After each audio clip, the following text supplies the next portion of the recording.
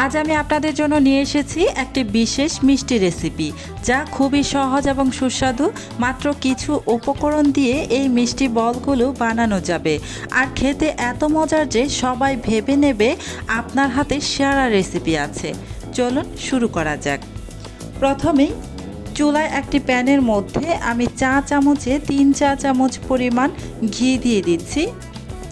এবার এখানে আমি মেজারমেন্ট কাপে মেপে 1 কাপ পরিমাণ সুজি দিয়ে দিলাম।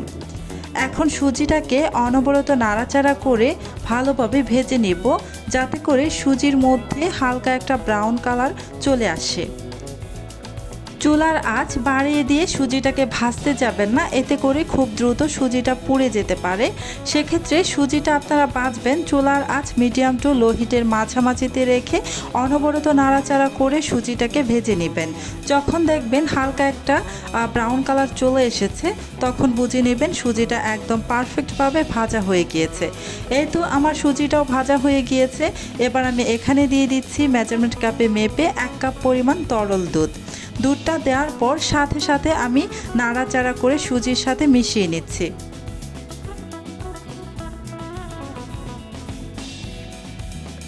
সুজিটাকে দুধের সাথে মিশিয়ে নিয়ে তারপর এখানে দিয়ে দিচ্ছি 1/2 কাপ পরিমাণ চিনি। চিনিটা দেওয়ার পর আবারও নাড়াচাড়া করে মিশিয়ে নিচ্ছি।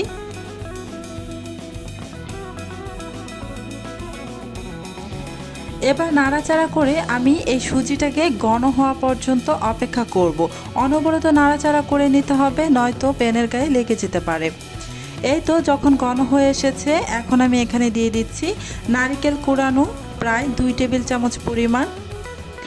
আমি এর মধ্যে অফ ক্যামেরায় এলাচের গুঁড়া দিয়ে দিয়েছিলাম 1/2 চা চামচ পরিমাণ, আর 1 চিমটি থেকেও আরও অনেকটাই কম লবণ দিয়ে দিয়েছি। এই ভিডিওটা আমার স্কিপ হয়ে গিয়েছে ভুলবশতভাবে, মানে ভুলে আমি ভিডিওটা অন করিনি।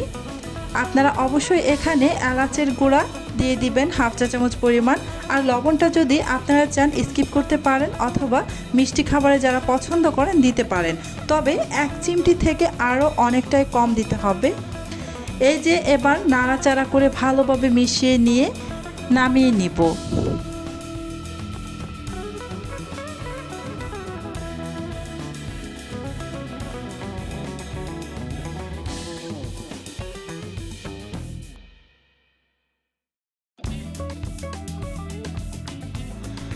মিষ্টি তৈরির জন্য এখানে এই ডোটা আমার রেডি হয়ে গিয়েছে, তাই নামিয়ে কিছুটা ঠান্ডা করে নিয়েছি।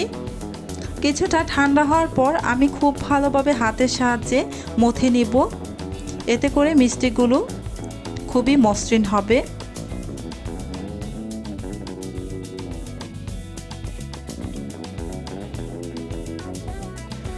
খুব ভালোভাবে মথে নিয়ে আমি একদমই ছোট ছোট করে মিষ্টি বলগুলোকে বানিয়ে নিচ্ছি। এই যে দেখে নিশ্চয়ই বুঝতে পারছেন আমি কিভাবে মিষ্টি বলগুলো বানিয়ে নিচ্ছি। এই যে এরকম ছোট ছোট করে বল বানিয়ে নেব আমি সবগুলো।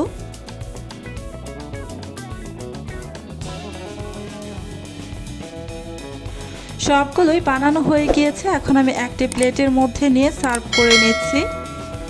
এটা ছিল আমাদের আজকের সুজির মিষ্টি বল রেসিপি। দেখতে তো সুন্দরই, তবে এর স্বাদও একদম অলিখনীয়। এই মিষ্টি খুবই সহজে এবং দ্রুত তৈরি করা যায়, এবং পরিবারের সবাই এই মিষ্টির স্বাদে মুগ্ধ হবে। আপনি যদি এই রেসিপি পছন্দ করেন তাহলে অবশ্যই ভিডিওটিতে লাইক দিন আর কমেন্ট করে জানাবেন কেমন হয়েছে। আজকের মতো এখানেই বিদায় নিচ্ছি। ধন্যবাদ সবাইকে, দেখা হবে পরের ভিডিওতে।